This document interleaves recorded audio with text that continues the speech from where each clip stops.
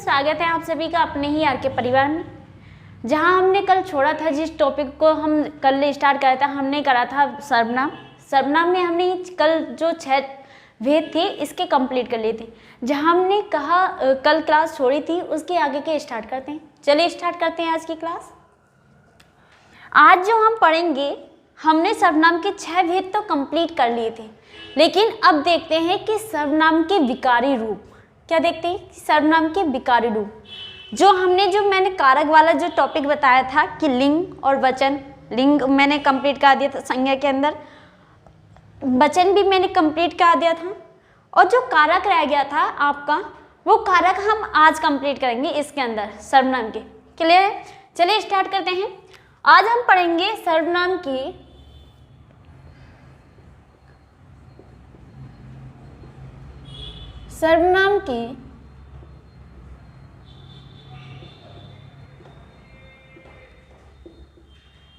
विकारी रूप।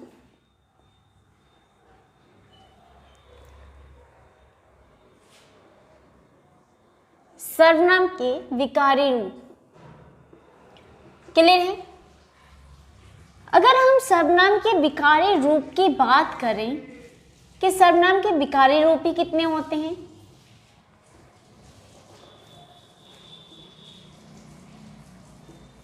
कितने होते हैं? सर्वनाम के विकारी रूप ही हमारे 2 होते हैं। एक होता है क्या? कारक। दूसरा होता है वचन। वचन हमने कंप्लीट कर लिया था, और कारक आज कंप्लीट करेंगे। क्लियर है? ये क्या है? हमारे सर्वनाम के विकारी रूप हैं, कारक और वचन। अगर हम इसमें कुछ लाइन की बात करें कि सर्वनाम के बारे में, कि सर्वनाम शब्द किस किस रूप में परिवर्तन होता है या किस किस कारक से बनता है, उसके बारे में कुछ देखते हैं। 1-2 पॉइंट। लिंग परिवर्तन से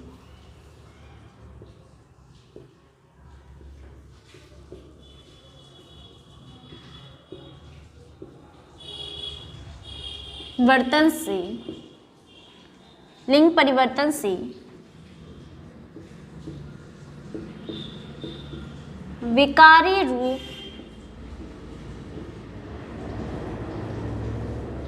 नहीं बनते हैं।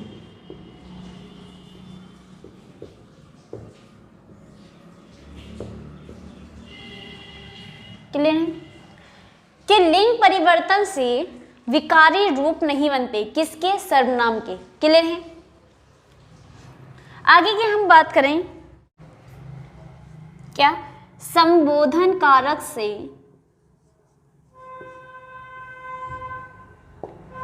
संबोधन कारक कैसे?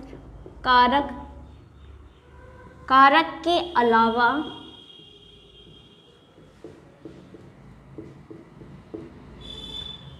संबोधन कारक के अलावा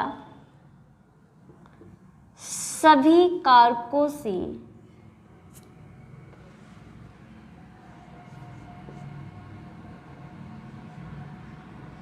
सभी कारक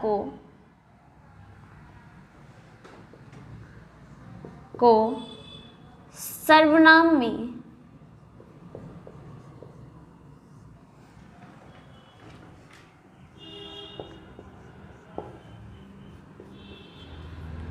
में परिवर्तन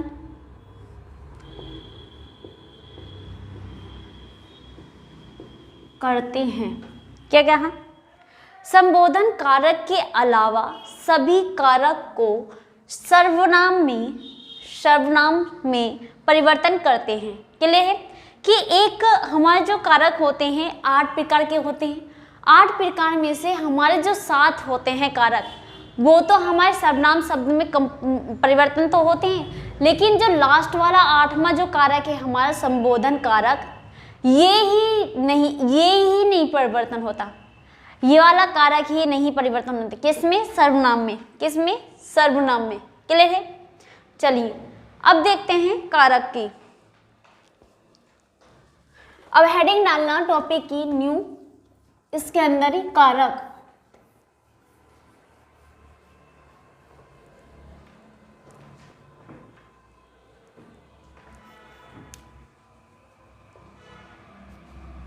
क्या डालना, कारक।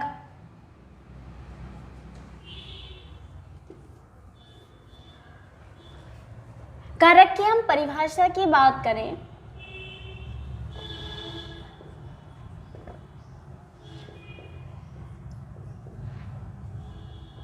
कि कारक किसे कहते हैं,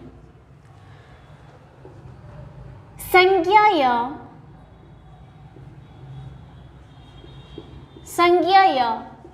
सर्वनाम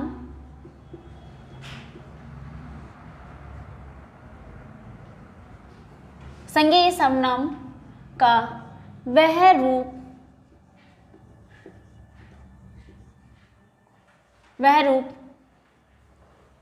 जिसका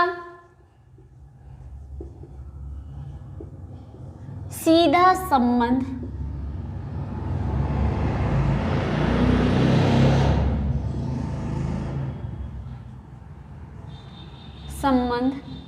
क्रिया से होता है।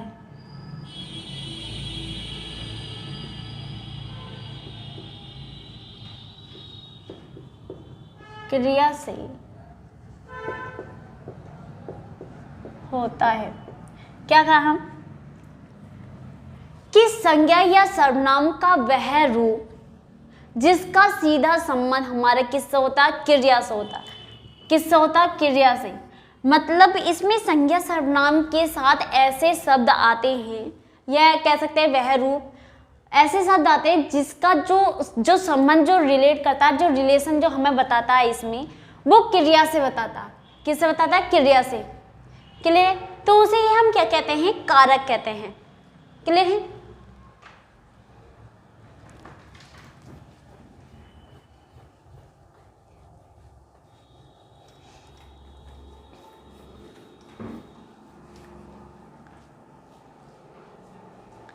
या हम कर सकते हैं दूसरी डेफिनेशन देख सकते हैं, आपको जो इजी लगे। दूसरी हम बात कर सकते हैं या करके कि संज्ञा या सर्वनाम नाम का वाक्य के अन्य पदों, संज्ञा या सर्वनाम का वाक्य के अन्य पदों विशेष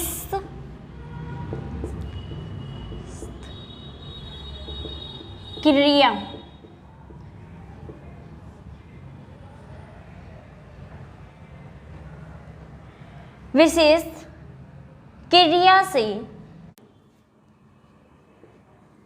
से जो संबंध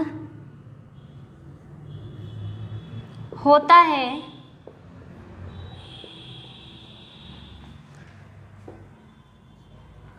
उसे कारक कहते हैं। क्लियर है? संज्ञा या सर्वनाम का वाक्य के अन्य पदों विशेष क्रिया से जो संबंध होता है उसे हम कारक कहते हैं। क्लियर है? कि वाक्य के अंदर जो अन्य पद होते हैं उनसे जो रिलेट करते हैं जो शब्द, तो उसका संबंध हमारे जो क्रिया से जो संबंध होता है, जो बताते हैं जो शब्द अन्य पदों में, वाक्य में, वो भी वाक्य के अंदर जो अन्य पद होते हैं जो सीधा क्रिया से रिलेट मतलब संबंध बताते हैं, उन्हें क्या कहते हैं, हम कारक कहते हैं। जैसे हम एक एग्जाम्पल उदाहरण के एग्जाम्पल के अकॉर्डिंग देखेंगे।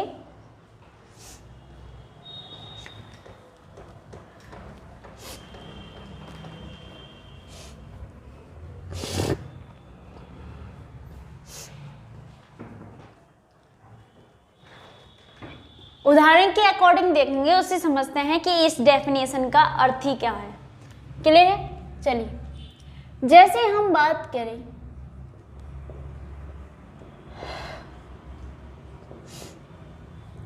कि राम ने रावण को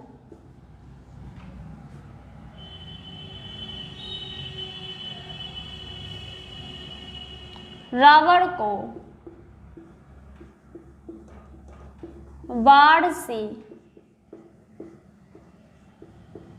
मारा। क्लियर है? क्या कहा? राम ने रावण को बाण से मारा।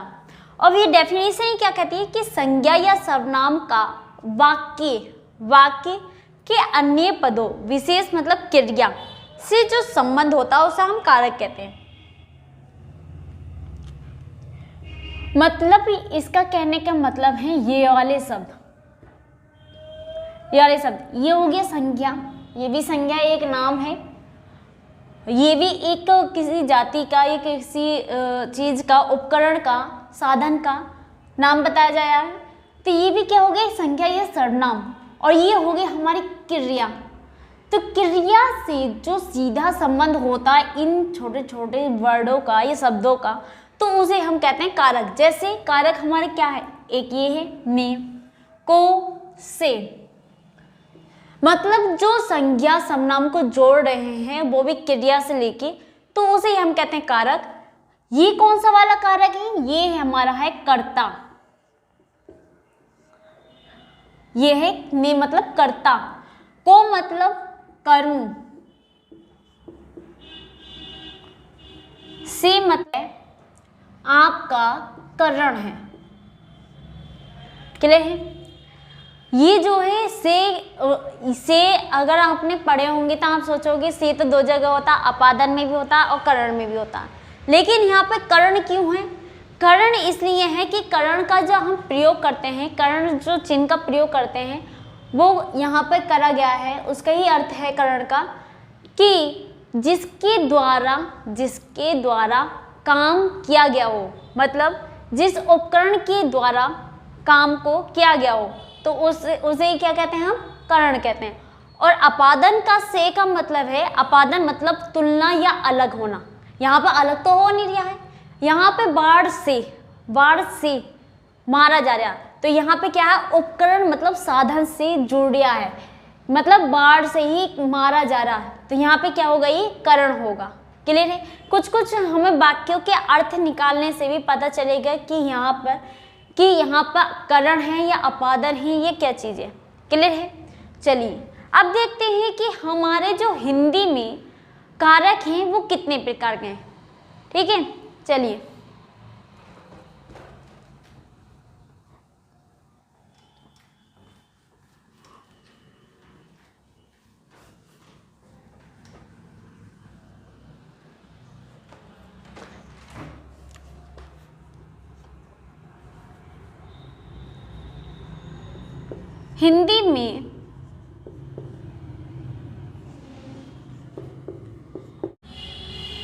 हिंदी में कारक 8 प्रकार के होते हैं।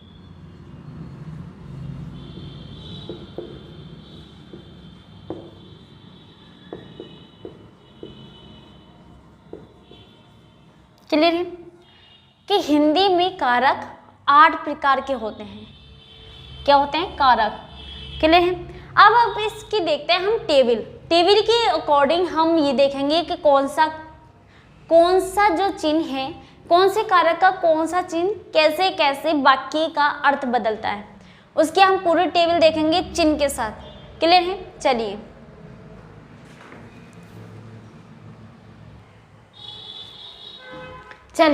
ये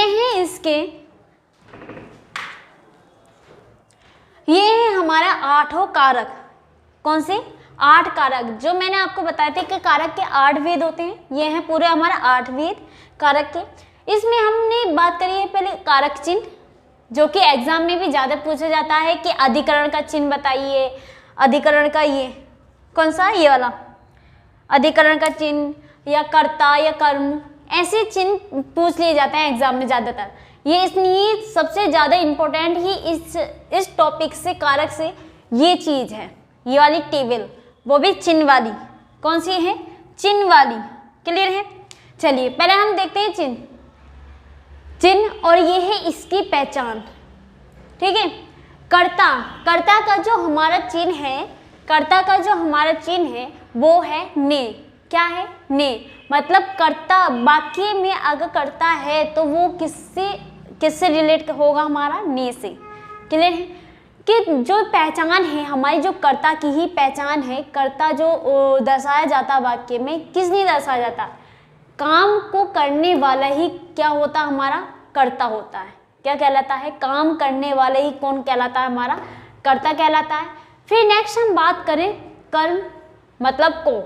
कर्म का ही हमारा चिन्ह है, कारक चिन्ह, वो है को, और इसकी पहचान क्या है, जिस पर काम का प्रभाव पड़े, मतलब वाक्य के अंदर ऐसा शब्द या ऐसी चीज जिस पर जो वाक्य का पूरा रिलेट हो रहा है और जिस पर हमारा पूरा काम ही हो रहा है, तो उसे हम क्या कहते हैं, कर्म कहते हैं। कर्म कहते हैं कि जिस पर काम का या कार्य का प्रभाव पड़े, उसे ही हम कहते हैं कर्म। क्लियर है। आगे है नेक्स्ट करण। क्या है, करण। करण की हम बात करें तो करण के ही चिन्ह क्या है, से या के द्वारा। क्या है, से या के द्वारा। अब आप बात करो कि से तो दो जगह आ रहा है, अपादन में भी आ रहा है से, और यहाँ पे करण में भी से आ रहा है। तो यहाँ पे आप क्या करोगे, यहाँ पे जब पहचान करोगे तो आप इसकी डेफिनेशन से पहचान करोगे, इसके द्वारा, क्योंकि जो वाक्य जब आप पढ़ोगे तो आप इससे रिलेट करोगे कि यहाँ पे जो ये काम कर रहा है से, ये काम कर रहा है या ये, अगर अलग होने की बात कर रहा है से तो ये हमारा होगा अपादन। अगर अलग होने की बात नहीं कर रहा है या किसी के द्वारा कर्ता का काम करने के लिए बता रहा तो वो होगा हमारा करण। करण की ही क्या है पहचान, जिसके द्वारा या कह सकते हैं जिस साधन के द्वारा या जिसके द्वारा कर्ता काम करे तो उसे ही क्या कहते हैं, हम करण कहते हैं। इसके चिन्ह है से या के द्वारा। क्लियर है। फिर है हमारा संप्रदान। क्या है, संप्रदान। संप्रदान का ही हम चिन्ह की बात करें तो इसके चिन्ह है को या के लिए, को या के लिए। क्लियर है। अगर इसके हम पहचान की बात करें तो इसकी पहचान क्या है, जिसके लिए क्रिया की जाए, मतलब जिसके लिए जो क्रिया है की जाए तो वो क्या हो जाएगा, हमारा संप्रदान हो जाएगा। जैसे संप्रदान की हम बात करें, जैसे मैंने अभी आपका एग्जाम्पल बताया कि राम ने रावण को बाण से मारा, राम ने रावण को बाण से मारा,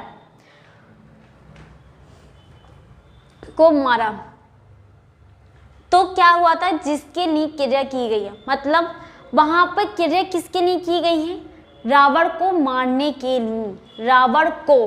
तो आगे रावण के बाद आ गया ना कारक चिन्ह को, तो यहाँ पे क्या हो जाएगा, हमारा संप्रदान हो जाएगा। क्लियर है कि जिसके लिए क्रिया की गई, उस वाक्य में क्रिया की गई थी रावण को मारने के लिए। क्लियर है। तो अब आता है हमारा पांचवा ही अपादान। अपादान का ही कारक चिन्ह होता है से। इसमें क्या क्या है, अगर वाक्य आएगा तो आपको अलग होने के लिए या तुलना करने के लिए कहा जाएगा उसमें। तो अगर अलग होना या तुलना करने के लिए कहा जाएगा तो वहाँ पर आप समझ जाओगे कि जिससे अलग हो या तुलना की जाए तो कारक कौन सा था, हमारा अपादान। क्या था, अपादान। फिर है नेक्स्ट हमारा छठा संबंध। संबंध कारक क्या बताता है, संबंध कारक की ही हमारी पहचान है का, की, के, रा, री, ना, नी, ने। ऐसे जो चिन्ह होते हैं वो होते हैं हमारे संबंध कारक के। संबंध कारक के ही मतलब होता है कि अन्य पदों, मतलब अन्य पदों से संबंध या अन्य शब्दों से संबंध। क्या कहलाता है, हमारा संबंध कहलाता है। क्या कहलाता है, संबंध। फिर आता है अधिकरण। अधिकरण बहुत इंपॉर्टेंट है, मैंने आपको चिन्ह भी लगा दिया है कि इंपॉर्टेंट है। क्लियर है। अधिकरण, अधिकरण का जो चिन्ह है ज्यादातर एग्जाम में बहुत पूछा जाता है कि अधिकरण। अधिकरण का ही कारक चिन्ह है हमारा में और पर। क्या है, में और पर, मतलब क्रिया का आधार, मतलब उसमें जो क्रिया की गई है, क्रिया जो की गई है तो उसमें क्या माना गया, उसका क्रिया का आधार ही क्या होता है, हमारा अधिकरण कहलाता है। क्या कहलाता है, अधिकरण कहलाता है। लास्ट ही हमारे क्या है, संबोधन कारक। मैंने आपको बताई थी कि जब हम सर्वनाम बनाते हैं तो संबोधन कारक नहीं बनाते, मतलब संबोधन कारक का नहीं, संबोधन कारक से सर्वनाम नहीं बनते हैं। बाकी हमारे जो सात हैं, ये पूरे सात ऊपर के, इनसे सर्वनाम शब्द बनते हैं, अन्यथा संबोधन कारक से नहीं बनते। संबोधन कारक के ही चिन्ह क्या है? हे, ए, हे, अरे, ओ। किसी को पुकारने या बुलाने के लिए क्या कहते हैं, हमारा क्या होता है? संबोधन कारक कहलाता है। उसके चिन्ह मैंने आपको बता दिए, ये होते हैं ए, हे, अरे, ओ। क्लियर है? ये होते हैं हमारे कारक की पूरी टेबल, ये पहचान और चिन्ह, यही होते हैं हमारे 8 के 8 कारक, और यहीं से हमारा क्वेश्चन पूछ लिया जाता है। आपसे वाक्य दिया जाएगा, एग्जाम आएगा तो वाक्य दिया जाएगा और आपसे डॉट करके या नीचे का अंडरलाइन करके पूछ लिया जाएगा, बताइए कारक कौन सा या इस कारक के चिन्ह बताइए, ज़्यादातर ये आता है। क्लियर है? चलिए, आज हमारा कारक टॉपिक भी कंप्लीट हो गया, जो कि सर्वनाम में पूछा गया था, वो भी सर्वनाम के विकारी रूप में। और आगे को हम कल देखेंगे कि सर्वनाम के वचन में और कारक में कैसे इम्प्रूव करके बहुवचन बनाए जाते हैं और एक वचन। क्लियर है? चलिए, आज के लिए बस।